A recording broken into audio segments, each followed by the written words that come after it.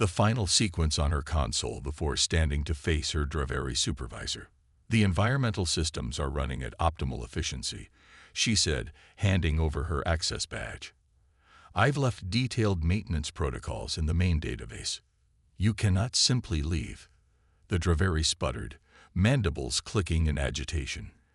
"These systems require your expertise. Who will maintain the modifications you've made?" Sarah paused at the doorway. "That's the question you should have asked 3 centuries ago. The protocols will guide you, if you bother to understand them rather than just follow them." Across human colonies in Alliance space, similar scenes played out. Human specialists vacated positions they had held for decades, leaving behind instructions but taking their intuitive understanding with them. Back in the assembly hall, Chancellor Vazix made one final attempt to avert the inevitable. "Ambassador Harrington, Commander Reyes, I implore you to reconsider. The Alliance Council is prepared to review humanity's classification status. Perhaps certain accommodations can be made." "Too late, Chancellor," Harrington replied. "For centuries, we requested fair recognition. You responded with patronizing denials. We've made our decision." Commander Reyes added, "Our withdrawal will be orderly. All human personnel will depart Alliance facilities within the next 24 hours. We will honor existing trade agreements for a transition period of 6 months. After that, Earth and Alliance space will be separate domains." As the human delegation turned to leave, Ambassador Lirith called out, "You will return. When your systems fail without Alliance maintenance, when your colonies face threats you cannot handle alone, you will beg to rejoin." Harrington paused but didn't turn back. "We've never needed you as much as you believed, Ambassador. I suspect you may discover you needed us far more than you knew." In the command center of Earth's flagship Horizon, Commander Reyes watched as the last transport vessels departed the Alliance station.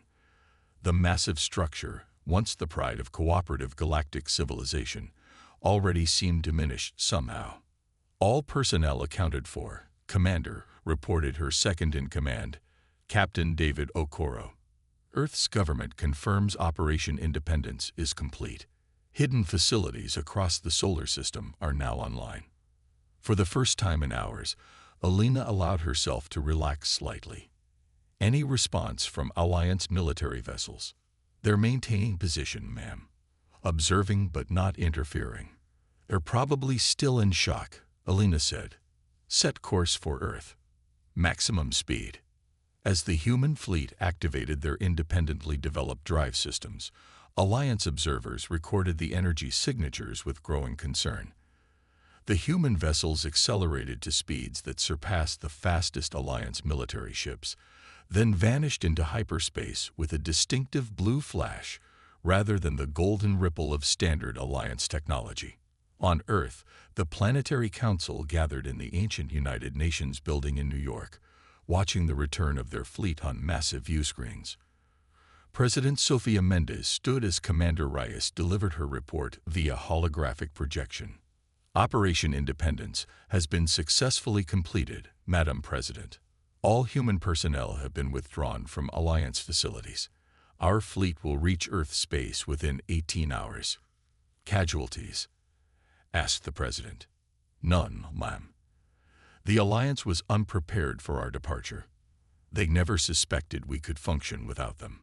President Mendes addressed the assembled council. "For 3 centuries, humanity has played the dutiful junior partner to the Alliance. Today, that masquerade ends. Activate the Independence Protocol."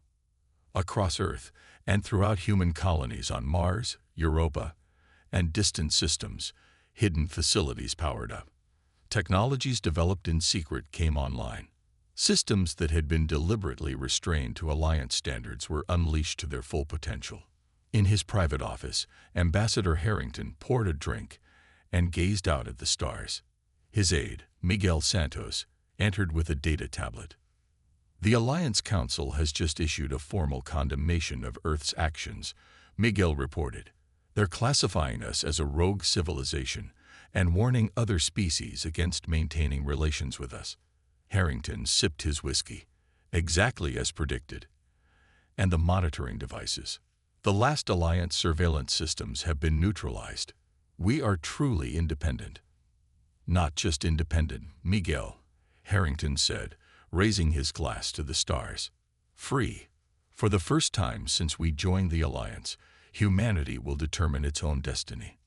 What neither Harrington nor anyone else in the human leadership yet realized was how profoundly the galaxy had come to depend on human ingenuity. The Alliance hadn't been supporting humanity. The departure. The Grand Assembly Hall of the Interstellar Alliance sparkled with the light of 1,000 stars, its crystalline dome reflecting the gathered representatives of over 300 species. At the center podium, a solitary human figure appeared small against the backdrop of towering aliens and imposing architecture. Ambassador James Harrington straightened his shoulders, waiting for the murmuring to subside. Esteemed members of the Alliance, he began, his voice amplified through the hall. After 3 centuries of membership, Earth and all human colonies hereby announce our formal withdrawal from the Interstellar Alliance, effective immediately. The hall erupted. Some delegates rose to their feet in outrage. Others conferred urgently with advisors, and a few simply sat in stunned silence. The Alliance had existed for millennia, and no species had ever voluntarily withdrawn. High Chancellor Vasix, an imposing 8-foot Draveri with iridescent scales, raised his 4 arms for silence. When the commotion finally settled, he fixed Harrington with glowing amber eyes. Ambassador Harrington, this is most unexpected. Perhaps you would care to explain why humanity would choose self-destruction over continued prosperity within our collective. Harrington's expression remained neutral, though those who knew him well could see the slight tightening around his eyes. Self-destruction is your interpretation, Chancellor. We see it differently. For 3 centuries, humans have contributed innovations, solutions, and labor to the Alliance. We've fixed your problems, improved your systems, and expanded your capabilities. Yet we remain classified as a Category 3 civilization, denied equal representation and access to higher technologies. Your species is barely 3,000 years into spaceflight, countered Vasix. The protocols for advancement are clear. The protocols, Harrington interrupted, earning gasps from the assembly, were designed to ensure we would never advance. We've reviewed the historical records. No species has been promoted from Category 3 to Category 2 in over 8,000 years, despite meeting or exceeding all stated requirements. Chancellor Vasix's scales rippled with irritation. Human impatience is legendary. You expect in centuries what took other species millennia to earn.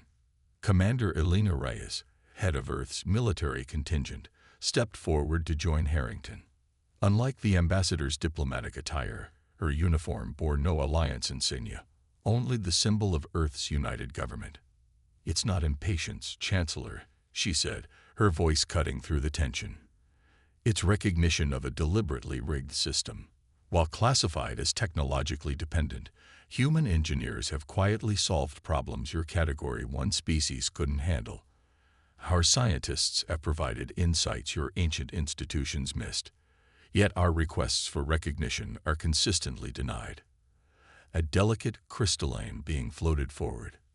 Ambassador Lirith of the Kinteri, among the oldest Alliance members. Without Alliance protection and technology, your worlds will be vulnerable. Your colonies will fail. The first cracks. 3 years after humanity's departure from the Interstellar Alliance, Dr. Marcus Chen stood in his laboratory on Mars, analyzing the data stream from deep space monitoring stations. As Earth's foremost expert on Alliance technology, he'd been tasked with tracking the aftermath of independence. What he saw troubled him deeply. Computer, overlay the system failure reports with human deployment maps from before separation, he instructed. The holographic display shifted, merging 2 datasets. Red points indicating system failures across Alliance space began to align perfectly with areas where human engineers and technicians had once been stationed. Correlation coefficient, Marcus asked. 93% correlation between system failures and former human engineering posts, the eye replied. Marcus sank into his chair, stroking his beard thoughtfully. This wasn't random. The Alliance systems weren't failing chaotically. They were failing precisely where humans had once worked, maintained, and innovated. Send this analysis to the Science Council and request a meeting with Ambassador Harrington, he said quietly. At Earth's Defense Command in Geneva, Colonel Layla Abrams reviewed a different kind of data. Another refugee ship detected at the outer marker, General, she reported. That makes 17 this month. General Thomas Way frowned at the display. Alliance species seeking asylum. Yes, sir. Mostly technicians, engineers, and their families from the Proxima Centauri trading hub. They claim critical infrastructure failures have made their habitat uninhabitable. The Alliance has thousands of worlds. Why come to us? Layla brought up the refugee interviews. According to their statements, they've tried other Alliance worlds, but resources are increasingly strained. More importantly, they believe humans are the only ones who can fix their systems. Way considered this. The Alliance spent centuries convincing their people that humans were technologically inferior. Now their engineers are fleeing to us for solutions. Ironic, isn't it? Layla said, what should we do with this batch of refugees? Same as the others. Process them through Jupiter Station, security screening, then conditional settlement on Mars Colony 3. Make sure intelligence debriefs them thoroughly about conditions in Alliance space. Across former Alliance territory, the situation was deteriorating faster than anyone had predicted. On Virtus Prime, once a thriving commercial center, Governor Felix faced an angry crowd outside the Planetary Administration building. The environmental systems are failing, shouted a merchant, his tentacles waving in agitation. 3 sectors have already been evacuated. Where are the Alliance repair teams? The Central Council assures me that replacement technicians are being trained. Felix replied, his exoskeleton clicking nervously. Until then, we must implement conservation protocols. We've been conserving for 2 years, another voice called out. My hatchlings cannot survive another cycle of atmospheric degradation. What Felix couldn't tell them was that the replacement technicians would never come. The intricate systems designed by ancient civilizations and maintained for generations through rigid protocols had begun to fail without the human engineers who had quietly modified, improved, and sometimes completely redesigned them over centuries. In a luxurious chamber deep within the Alliance Central Council fortress, Chancellor Vasix conferred with the senior leadership. The situation cannot continue, stated Ambassador Lyrith, her crystalline form pulsing with agitation. 17 major systems now report critical infrastructure failures. Trade has declined by 38%. Resource distribution networks are collapsing. This is temporary, Vasix insisted. Our greatest minds are analyzing the human modifications to our systems. Once we understand their unauthorized changes, we can restore proper function. Admiral Kraz, head of the Alliance Security Forces, made a dismissive sound. After 3 years, your greatest minds have failed to reverse engineer basic human improvements. Perhaps it's time to admit we underestimated them. Never. Vasix slammed his staff against the floor. Humans were a Category 3 civilization. Their contributions were useful but hardly essential. Then explain this. Lyrith projected a holographic map showing spreading system failures. Every sector where humans once worked is experiencing cascading breakdowns. Every single one. A silence fell over the chamber as the implications sank in. We should approach Earth for assistance, Admiral Kraz suggested finally. Negotiate a limited return of human engineers. Absolutely not. Vasix's scales rippled with indignation. The Alliance does not beg lesser species for help.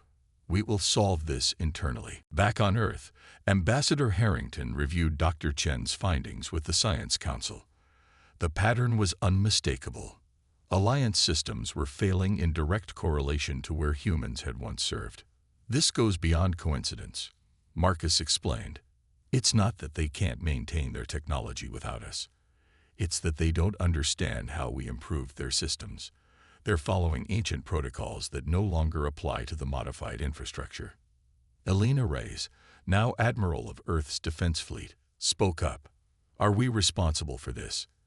Did we deliberately sabotage their systems before leaving? Marcus shook his head emphatically. Not at all. We simply improved efficiency, created workarounds for outdated components, and implemented innovations that their rigid protocols would never have allowed. The problem is that we documented these changes in ways that made sense to us, through engineering principles rather than step-by-step procedures. President Mendez, who had been listening quietly, finally spoke. In other words, we taught them to fish by giving them fishing rods, but they only wanted the fish. Exactly. Marcus nodded. Alliance civilization has maintained the same technologies for millennia, following procedures without understanding principles. When parts failed, they replaced them with identical components. When systems needed updating, they followed prescribed protocols. They never asked why things worked, only how to keep them working. And humans, President Mendez prompted. We're fundamentally different. We question, improve, experiment. When assigned to Alliance infrastructure, our engineers didn't just maintain, they innovated. They created efficiency improvements the Alliance never documented because, to them, deviation from standard procedure was unthinkable. Intelligence Director Sophia Jackson added, the refugee interviews confirm this. Alliance engineers are trying to follow maintenance manuals that no longer apply to systems humans modified years ago. They don't understand the principles behind the changes, so they can't adapt when things go wrong. Admiral Rice leaned forward. We're receiving distress signals from systems along our border. Should we respond? Not yet. President Mendez decided. The Alliance made their position clear. They classified us as a rogue civilization and warned others against working with us. Let them come to us officially if they need help. As the meeting concluded, a communication alert sounded. Madam President, announced the AI, an Alliance diplomatic vessel is requesting permission to enter Earth space. They claim to carry an urgent message from Chancellor Vazix. The room fell silent. Then Harrington smiled thinly. That was faster than we expected. President Mendez nodded. Have them escorted to Jupiter Station. I want to hear what they have to say, but they don't set foot on Earth until we know their true intentions. On Jupiter Station, the Alliance delegation waited nervously. Led by Undersecretary Morin, a slender, gelatinous being who had once been among the most dismissive of human capabilities, they now found themselves in the uncomfortable position of suppliants. Ambassador Kira Okafor, recently appointed as Earth's chief diplomat, entered the meeting room with a small delegation. Unlike Alliance officials with their ornate ceremonial garments, the Earth representatives wore simple, practical attire. Undersecretary Morin, Kira nodded politely. This is quite unexpected. The last official communication from the Alliance declared Earth a rogue civilization. Morin's translucent form rippled with discomfort. Yes. Well, circumstances evolve. The Alliance Council wishes to discuss certain technical matters with your government. Technical matters. Kira raised an eyebrow. Could you be more specific? Several Alliance systems are experiencing maintenance challenges. The Council believes human expertise might expedite resolutions. Kira looked down at her datapad, scrolling through information. According to our intelligence, it's not several systems, but rather 43 major habitation centers experiencing critical failures. Am I correct? Morin's form briefly lost cohesion in what humans had learned was an expression of extreme distress. Your information is not entirely accurate. You're right, Kira agreed. The actual number is 57 as of yesterday, including your home system, Alteris, which has begun experiencing atmospheric processor failures in its southern quadrant. How could you possibly know? Morin stopped himself. The Alliance Council is prepared to discuss limited cooperation arrangements, perhaps a temporary return of human engineers to key systems, under the same classification as before. Kira asked, as Category 3 servants rather than equal partners. The classification system has served the Alliance for millennia. And yet here you are. Kira interrupted, representatives of supposedly superior civilizations, seeking help from the species you dismissed as barely spacefaring. Morin's form stiffened. Is this how Earth responds to a humanitarian crisis? With condescension and demands? Kira's expression hardened. Earth didn't create this crisis. Undersecretary. For centuries, we requested equal partnership and recognition of our contributions. The Alliance responded with patronizing denials. Now you come seeking our help, yet still cannot acknowledge the fundamental inequality of the system you represent. She stood, signaling the end of the meeting. Take this message back to Chancellor Vazix. Earth will consider humanitarian assistance to affected Alliance worlds, but only under new terms of engagement. We will not return to the old paradigm of hidden contribution and official subservience. As the Alliance delegation departed, Admiral Rice joined Kira in the observation deck watching their ship leave. Too harsh? Kira asked. Belina shook her head. Perfect. They need to understand that the balance of power has shifted. Earth won't be taken for granted again. They'll be back, Kira said, staring at the departing vessel. Their systems are failing faster than they admitted. The question is whether their pride will collapse before their civilization does. Back in Alliance space, the first major disaster struck without warning. The Centauri hub, a massive station hosting over 2 million beings from dozens of species, experienced a catastrophic life support failure. Emergency evacuations saved most, but thousands perished before help could arrive. In the aftermath, public outrage swept through neighboring systems. For the first time in living memory, protests erupted on Alliance worlds, with citizens demanding answers from their leaders. On Dravik Prime, the Draveri homeworld, Chancellor Vazix faced the Central Council in a closed session. The situation has become untenable, declared Admiral Kraz. The Centauri disaster proves we can no longer manage this internally. We must seek human assistance, whatever the cost to our pride. Never. Vazix thundered. The ancient protocols have sustained us for millennia before humans appeared. We have simply forgotten how to properly implement them. You fool. Lirith's crystalline form pulsed with rage. Our civilization didn't thrive for millennia because of rigid adherence to protocols. It thrived because every few centuries, we incorporated innovations from new member species. The humans were simply the most innovative partners we've encountered in thousands of years. As the council descended into bitter argument, a young Draveri technician named Zilith slipped away from his monitoring post. Making his way to a secure communication terminal, he transmitted a carefully encrypted message to a human contact he had maintained since independence. The message was brief. The council remains divided. Vazix blocks all official outreach. Meanwhile, the failures spread. Help us before it's too late. On Mars, Dr. Marcus Chen received the transmission during his night shift. After verifying its authenticity, he forwarded it directly to President Mendez with a simple note. The cracks are widening. Soon, the dam will break. What no one yet realized was that the Alliance's dependency on human innovation went far deeper than anyone had imagined. It wasn't just about maintaining modified systems, it was about a fundamental difference in approach to knowledge itself. The Alliance had preserved technology without understanding it for thousands of years, treating innovation as dangerous deviation. Humanity had unknowingly begun dismantling that paradigm from the moment they joined the galactic community. And now, the full consequences of that destruction were about to become devastatingly clear. The breaking point. 10 years after Earth's withdrawal from the Interstellar Alliance, Ambassador Kira Okafor stood at the viewport of the diplomatic vessel Unity, watching as they approached what remained of Proxima Station. Once the jewel of Alliance trading networks, the massive structure now operated at minimal capacity, with entire sections dark and abandoned. It's worse than our intelligence suggested, murmured Dr. Maya Singh, Earth's leading xenobiologist and chief science officer for this mission. Those habitat rings are completely powered down.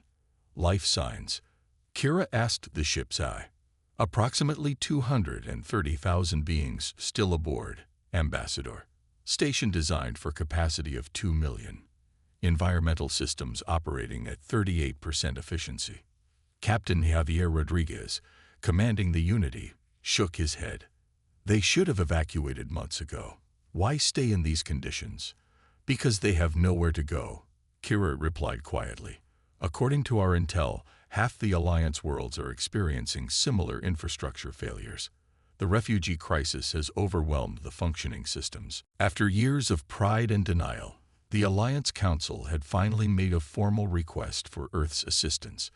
This mission, officially designated Humanitarian Assessment Team Alpha, was Earth's first sanctioned return to Alliance space. Their objective: evaluate the extent of the crisis and determine what aid humanity could provide. As they docked with Proxima Station, Kira braced herself. She had grown up in Alliance space, daughter of human engineers who had worked on similar installations. She remembered them being vibrant, bustling centers of interstellar commerce and culture. The hollow shell they were about to enter bore little resemblance to those memories. The airlock cycled, and a delegation of station officials waited beyond. At their head stood Station Administrator Jalith, a tall, gaunt Tarvex whose normally lustrous scaled skin appeared dull and flaking, a sign of severe stress in his species. Ambassador Okafor, he bowed deeply. Words cannot express our gratitude for Earth's response to our situation. Kira nodded respectfully. Administrator, this is Dr. Singh and Captain Rodriguez. We're here to assess your needs and determine how Earth can best assist. As they followed Jalith through the station, the evidence of decline was everywhere. Emergency lighting cast harsh shadows down once gleaming corridors. Makeshift repairs held critical systems together. Beings from dozens of species huddled in communal areas, many looking malnourished or ill. Our primary environmental processors failed 8 months ago, Jalith explained, leading them to the station's control center. We've been operating on backup systems, but they were never designed for long-term use. Life support is stable in the central sectors, but we lose ground each day. Dr. Singh studied the station's system diagnostics. These readings don't make sense. According to this, you're following standard maintenance protocols, but the outputs are degrading regardless. Precisely, a new voice interjected. A small, 6-armed being stepped forward from the engineering console. I am Chief Engineer Corvin. We've implemented every procedure in the Alliance technical manuals. Nothing works. Maya leaned closer to the displays. That's because you're trying to maintain systems that don't match your manuals anymore. These environmental processors were modified by human engineers years ago. Corgan's multiple eyes blinked rapidly. Modified. But that would violate Alliance technical standards. Kira exchanged a knowing glance with her team. Human engineers were problem solvers. When faced with inefficiencies, they improved systems rather than maintaining flawed designs. But the manuals, Jalith began. The manuals remained unchanged, Kira explained. My parents were engineers on CD Station. They told me how it worked. Human improvements were implemented, but rarely documented officially because Alliance bureaucracy made formal modifications nearly impossible to approve. Captain Rodriguez studied a station schematic. How many other Alliance installations used similar modifications? All of them, Corgan whispered. Human engineers were posted to every major Alliance facility for over 300 years. The implications hung heavy in the control room. Alliance civilization wasn't just experiencing isolated failures. It was facing systemic collapse because its infrastructure had evolved beyond its understanding. Later, in their secure conference room aboard the Unity, Kira's team compiled their findings. It's even worse than we thought, Maya reported. This isn't just about maintaining modified systems. The Alliance deliberately compartmentalized knowledge for millennia. No single species was allowed to understand entire systems. It was all specialized roles following specific protocols. Except humans, Captain Rodriguez added. Because we were classified as assistants rather than specialists, we worked across different systems, connecting dots no one else could see. Kira nodded grimly. And now those connections are breaking down everywhere, with no one who understands how the pieces fit together. Their discussion was interrupted by an urgent communication from Earth. President Mendez appeared on screen, her expression grave. Ambassador, we've received disturbing information. Our intelligence agents have uncovered historical records from abandoned Alliance archives. What they found changes everything we thought we knew about the Alliance and humanity's role in it. Kira leaned forward. Madam President, the Alliance has been systematically suppressing innovation among member species for over 15,000 years. Any civilization that developed too rapidly or questioned established protocols too deeply was either restricted or removed entirely. That's consistent with what we're seeing, Maya said. But why? Control, answered the president. The founding species designed the Alliance as a way to prevent rapid technological advancement. They believed unchecked innovation had led to catastrophic wars in the distant past. And humans? Kira asked, though she already suspected the answer. We weren't the first problem species they've encountered. We were just the most recent in a long line that stretched back millennia.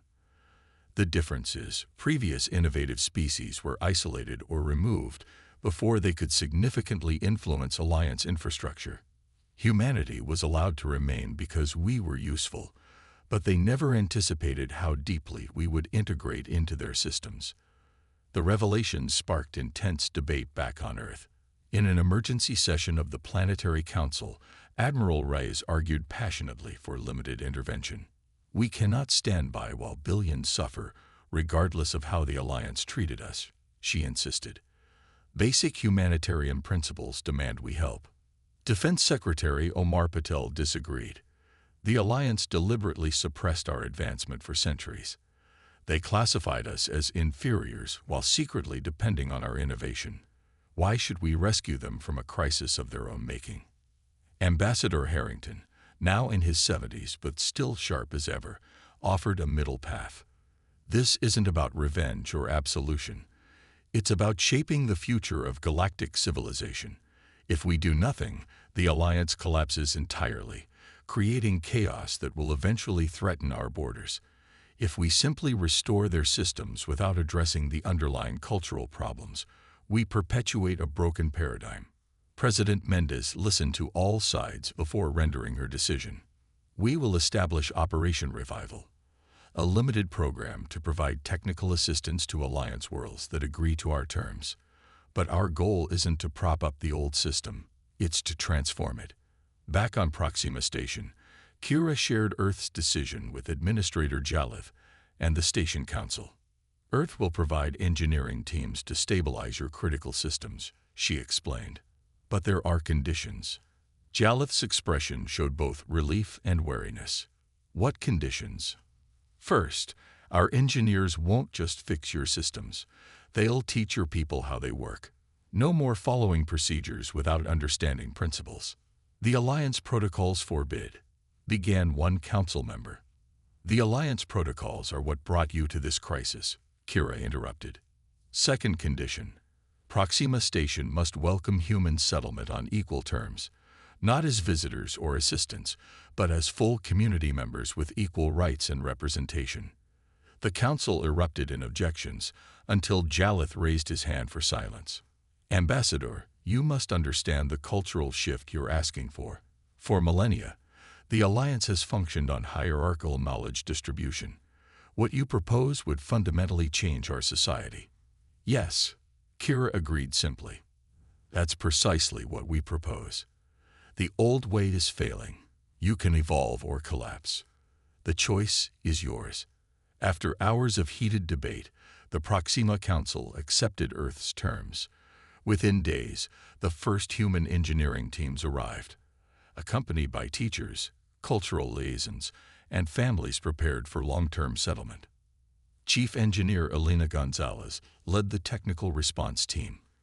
Unlike the human engineers who had worked on Alliance stations in the past, she made no attempt to hide her methods or follow Alliance protocols.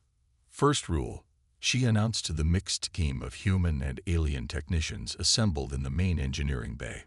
No more black boxes. We don't just fix things. We understand how they work. Questions aren't just allowed. They're required. The Alliance technicians exchanged uncomfortable glances. For their entire careers, questioning established procedures had been discouraged or even punished. Second rule, Elena continued. No more compartmentalization. Everyone learns all systems.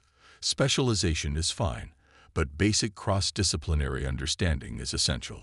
A young Tarvex technician hesitantly raised his hand. But the Alliance technical guilds forbid knowledge sharing across specialties. Elena smiled. Those guilds aren't here. Your station is failing. You want to save your home or follow rules that are killing it. Slowly, tentatively, the Alliance technicians began to adapt to the human approach. At first, they simply followed Elena's team, watching in amazement as the humans diagnosed problems through first principles rather than diagnostic protocols. Gradually, they began asking questions, then offering insights of their own. Meanwhile, not all Alliance worlds welcomed human assistance. On Dravik Prime, Chancellor Vasix maintained his hardline stance against human involvement, even as infrastructure failures spread across his homeworld. Better to rebuild from our own foundations than accept human interference, he declared to the Central Council. Their help comes with cultural contamination that threatens the very essence of Alliance civilization. But his influence was waning. After the success at Proxima Station, where environmental systems had been stabilized within weeks, other struggling worlds began reaching out directly to Earth, bypassing Alliance central authority. Admiral Kraz, who had long advocated for cooperation with humans, finally confronted Vasix directly.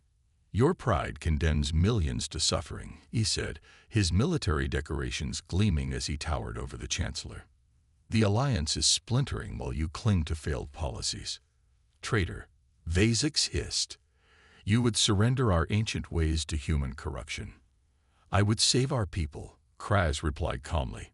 The choice is that simple. The confrontation culminated in an unprecedented event, a vote of no confidence in the Chancellor. For the first time in over 4,000 years, the Alliance Central Council removed its leader. Admiral Kraz was appointed interim chancellor, with a mandate to negotiate comprehensive agreements with Earth. But the transition came too late for some worlds. On Teller III, where anti-human sentiment had blocked assistance, a cascade failure in the planetary shield generators left the population exposed to deadly radiation. Millions perished before evacuation ships could arrive. On Earth, public opinion was similarly divided. Many humans felt vindicated by the Alliance's collapse, seeing it as just punishment for centuries of condescension and restriction. Others empathized with the suffering of innocent aliens and advocated for expanded humanitarian aid. 10 months into Operation Revival, Ambassador Kira Okafor stood before the newly formed Joint Cooperation Council on Proxima Station, a governing body with equal human and alien representation. The station had been transformed. Environmental systems now operated at full capacity, commerce had resumed in previously abandoned sectors, and most importantly, knowledge flowed freely between species. This is just the beginning, Kira told the assembled representatives. What we've built here can serve as a model for a new kind of interstellar cooperation, one based on mutual respect and shared innovation rather than hierarchy and restriction. From his observer's seat, former Ambassador Harrington watched with a mixture of pride and concern. They're adapting faster than I expected, he murmured to Kira after the session. Is that a problem? She asked. Not necessarily, he replied. But remember, the Alliance didn't become what it was overnight. The founders believed unrestrained innovation led to catastrophe. There may have been wisdom in their caution, even if their implementation became corrupted over time. Kira considered this. You think we're moving too fast? I think balance is essential, Harrington said. Humanity values progress and innovation, sometimes at the expense of stability. The Alliance valued stability, ultimately at the expense of necessary evolution. Neither extreme serves the future well. As they spoke, a report arrived from the outer systems. Another Alliance world had suffered catastrophic failure. Alteris, home system of Undersecretary Morin, who had once dismissed human assistance. He refused our help until the end. Kira said sadly, reading the casualty figures. Pride at the cost of lives. Not just pride. Harrington corrected her. Fear. Fear of change. Fear of losing identity. Fear of admitting centuries of mistake.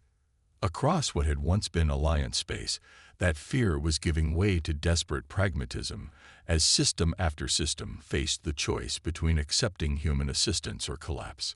The galaxy was transforming, painfully and unevenly, but inevitably. What no one yet fully understood was that this transformation wasn't just about fixing broken technology. It was about healing a broken relationship with knowledge itself, a relationship the Alliance had carefully cultivated for millennia to maintain control, and which humanity had inadvertently shattered simply by being who they were. The knowledge exchange. 15 years after humanity's withdrawal from the Interstellar Alliance, Dr. Sanjay Kumar stood in what had once been the great library of Telsinus, the Alliance's most revered repository of knowledge. Now, much of it lay in ruins, victims of the infrastructure failures that had swept through Alliance space. Can you imagine? He asked his assistant, Kella, a young Tarvex whose copper scales gleamed in the emergency lighting. Centuries of knowledge, preserved but never understood. They carefully made their way through the collapsed shelves, scanning for salvageable data crystals. This mission, part of Operation Revival's Knowledge Recovery Initiative, sought to preserve Alliance historical and scientific records before they were lost forever. "I come understand," Kella said, gently extracting the still-functioning crystal from the debris. "How could we have preserved knowledge without understanding it?" Sanjay smiled at the pronoun. After 3 years working with humans, Kella had begun to question her own civilization's practices, something that would have been unthinkable before the crisis. The Alliance approach to knowledge was fundamentally different from humanity's, he explained. You preserved information as sacred artifacts, following rituals of maintenance without exploring the principles behind them. We humans are compelled to take things apart, figure out how they work, then improve them. That seems so obvious now, Kella said, frustration evident in her voice. Cultural paradigms are powerful things, Sanjay replied. For millennia, the Alliance prioritized stability over innovation. That approach built one of the longest-lasting civilizations in galactic history. Until it collapsed, Kella observed dryly. Until it failed to adapt, Sanjay corrected gently. No system lasts forever without evolution. Their scanners suddenly pinged, indicating a large, intact data repository beneath a fallen column. With careful coordination, they managed to shift the debris and reveal a sealed chamber. "This is it," Sanjay breathed, examining the ancient door. According to the archives, this should contain the founding records, the original documents from the Alliance's creation. The chamber had remained sealed for thousands of years, accessible only to the highest-ranking Alliance officials. Now, with central authority in disarray, the human-led recovery team had authorization to access even these most sacred texts. As the door finally yielded to their tools, Sanjay felt a chill run down his spine. They were about to learn the true origins of the civilization that had shaped galactic society for millennia. Meanwhile, across former Alliance space, human teachers established learning centers on worlds that had accepted Earth's assistance. Unlike the rigid educational structures of the Alliance, these centers encouraged questioning, experimentation, and cross-disciplinary understanding. On Virtus Prime, a world that had once been among the most vocal critics of humanity, Engineer Captain Maria Chen supervised the transformation of a former Alliance administrative complex into the planet's first open university. "The concept is simple," she explained to the gathered local officials. "No restricted knowledge, no disciplinary barriers. Anyone can learn anything they have the capacity and dedication to master."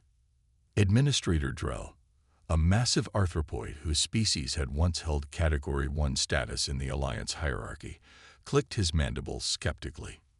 This approach led to chaos in the ancient past, he objected. The founders established knowledge hierarchies for good reason. Maria regarded him steadily. With respect, Administrator, that chaos you refer to is recorded history written by the victors. We've discovered documents suggesting a very different narrative. Impossible, Drell insisted. The historical records have been maintained unchanged for 15,000 years.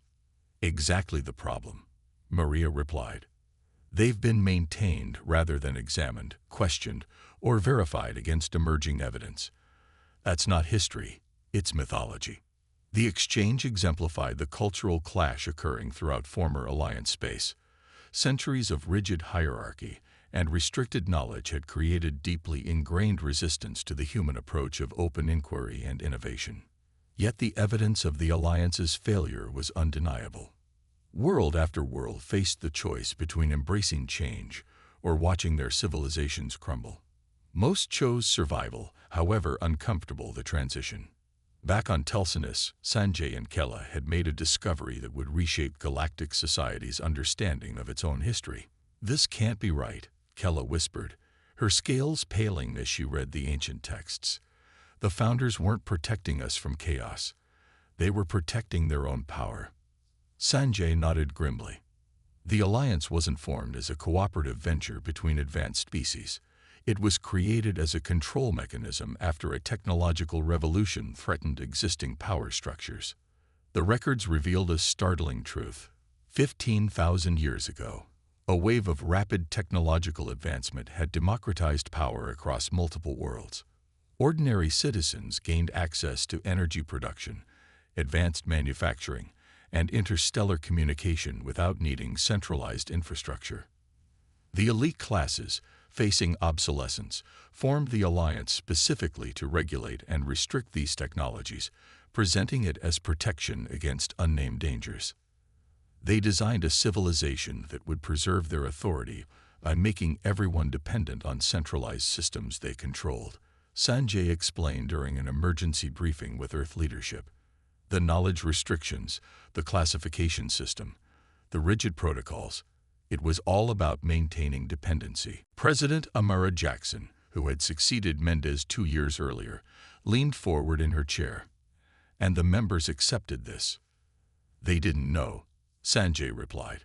Over generations, even the leadership forgot the true origins. They came to believe their own propaganda about protecting against dangerous innovation. The original aim, maintaining elite control, became embedded in the structure itself. Admiral Rice, her hair now gray but her mind still sharp, saw the implications immediately. So when humanity joined the Alliance with our innovative approach, we weren't just breaking protocols. We were undermining the very foundation of their civilization. Exactly, Sanjay confirmed. We were the embodiment of everything the Alliance was designed to prevent. Decentralized knowledge, accessible technology, democratic innovation. The revelation placed Earth's conflict with the Alliance in an entirely new light. Humanity hadn't just withdrawn from an unfair partnership. They had unwittingly triggered the collapse of a system of control thousands of years in the making. This information changes everything, President Jackson decided. Expand Operation Revival immediately. Every willing world gets access to this knowledge, along with our technical assistance. Not all Alliance worlds welcome this new approach. On systems still controlled by traditional Alliance authorities, human assistance was rejected, even as conditions deteriorated. Some worlds preferred to attempt self-sufficiency rather than accept the cultural transformation that came with human aid. On Dravik Prime, former Chancellor Vasix had formed a preservation coalition, a bloc of Alliance worlds committed to maintaining traditional knowledge hierarchies and rejecting human influence. Though no longer in official power, his movement gained support among those who feared cultural erasure. The humans offer technical solutions at the cost of our identity, he declared to his followers. Yes, their methods may restore our infrastructures, but at what cost to our souls? We built a civilization that lasted 15 millennia. Will their chaos-embracing approach survive even one? His message resonated particularly among the former elite castes who stood to lose the most from the democratization of knowledge. Several wealthy systems, still functioning thanks to resources hoarded before the crisis, joined his coalition. Meanwhile, the cooperative systems flourished under the new paradigm. Proxima Station, once the site of desperate refugees, had become the center of the knowledge exchange, a massive collaborative effort where humans and aliens worked together to understand, improve, and reinvent the technology that had once been treated as immutable. Commander David Chen, son of Dr. Marcus Chen, who had first identified the pattern of Alliance failures, supervised the station's transformation into a hub of innovation. "The irony is incredible," he told Ambassador Kira Okafor during her inspection visit. "The Alliance spent millennia trying to prevent innovation by restricting knowledge. Now, open knowledge sharing has sparked more technological advancement in 15 years than they achieved in 15,000. Kira watched as mixed teams of humans and various alien species collaborated on projects throughout the station. Where once rigid protocols had governed every interaction, now creative chaos reigned, productive, exciting, and fundamentally human in its approach. "Not everyone views this as progress," she noted. "Vasix's Preservation Coalition gains support daily. There are legitimate concerns about losing cultural continuity." David nodded thoughtfully. "Change is always frightening, especially rapid change. But stagnation proved more dangerous in the end." Their conversation was interrupted by an urgent communication. A fleet of ships had appeared at the edge of the system, vessels bearing the insignia of the Preservation Coalition. "Defensive positions," David ordered immediately. "Alert Earth Command." The Coalition fleet maintained distance but broadcast a message throughout the system. Vasix's stern face appeared on communication screens throughout Proxima Station.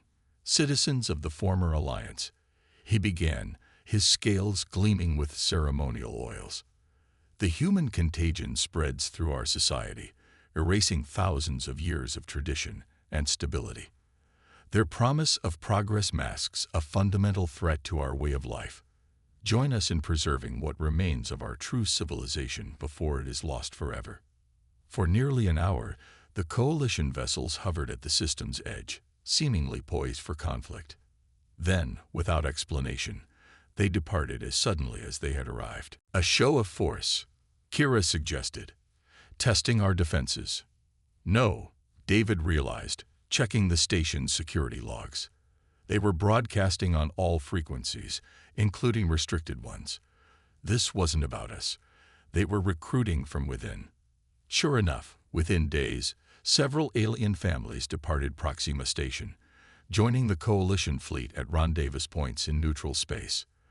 Though small in number, their departure revealed the cultural fault lines still running through former Alliance space. On Earth, the Planetary Council debated how to respond to the growing Coalition threat. "We should establish a secure perimeter around cooperative systems," argued Defense Secretary Helena Diaz. "The Coalition clearly intends to resist the new order, possibly with force." "Military containment would only validate their narrative," countered Foreign Minister Rajpatal. "They claim we're imposing our will on their civilization. Let's not prove them right." President Jackson considered both perspectives. "We'll increase our defensive presence but take no provocative actions. Our mission remains humanitarian and educational, not imperial. Any world that wishes to decline our assistance has that right." The restraint proved wise. Over the following months, several Coalition worlds experienced catastrophic system failures that their traditional methods couldn't address. Pride gave way to pragmatism as, one by one, they quietly requested human assistance. Vasix's coalition gradually shrank to a hard core of traditionalist worlds, mostly those with resources to temporarily insulate themselves from the worst effects of the collapse. Meanwhile, Dr. Sanjay Kumar's team continued to uncover revelations from the founding records. Most shocking was evidence that the Alliance founders had deliberately suppressed technologies that allowed for decentralized power generation and manufacturing, precisely the innovations that might have prevented the current crisis. They buried technologies that could have made every world self-sufficient, he explained during a public address broadcast throughout human and cooperative space. Not because these technologies were dangerous, but because they would have made central control unnecessary. This revelation sparked a technological renaissance across former Alliance space. Human engineers worked alongside alien scientists to recover and improve these suppressed innovations. Systems that had depended on centralized Alliance infrastructure began developing local alternatives based on these rediscovered principles. On Proxima Station, engineer Ziv, one of the first aliens to embrace the human approach years earlier, unveiled a revolutionary power system that could operate independently of the massive generators the Alliance had maintained. "This isn't human technology or Alliance technology," Ziv announced at the unveiling ceremony. "This is the result of true cooperation, combining human creativity with Alliance precision and stability. We're not erasing the past, we're building on it." The statement captured the emerging synthesis between human innovation and Alliance tradition. The most successful projects weren't purely human in approach, nor did they cling to Alliance rigidity. Instead, they combined the best aspects of both civilizations, human creativity and questioning with Alliance thoroughness and long-term thinking. President Jackson, witnessing the ceremony via holographic projection, recognized the historical significance of the moment. "What we're seeing isn't just technical cooperation," she told her advisors afterward. "It's the birth of a new galactic paradigm, neither human nor Alliance, but something better than either alone." Not everyone embraced this optimistic view. Former Chancellor Vazix, increasingly isolated but still influential among traditionalists, issued dire warnings about the human contamination destroying Alliance cultural integrity. "They promise progress while erasing our identity," he declared from his stronghold on Dravik Prime. 5,000 generations of wisdom discarded for fleeting convenience. His warnings resonated with those who saw value in the Alliance's emphasis on stability and continuity. Even some humans, particularly historians and cultural anthropologists, expressed concern about the rapid transformation of societies that had remained unchanged for millennia. Dr. Emily Sato, Earth's leading expert on Alliance culture, published a controversial paper arguing for a more measured approach to knowledge sharing. While the Alliance system was fundamentally flawed, she wrote, its emphasis on careful, incremental change prevented the boom and bust cycles that characterize much of human history. As we help reshape galactic civilization, we would be wise to incorporate elements of Alliance caution alongside human innovation.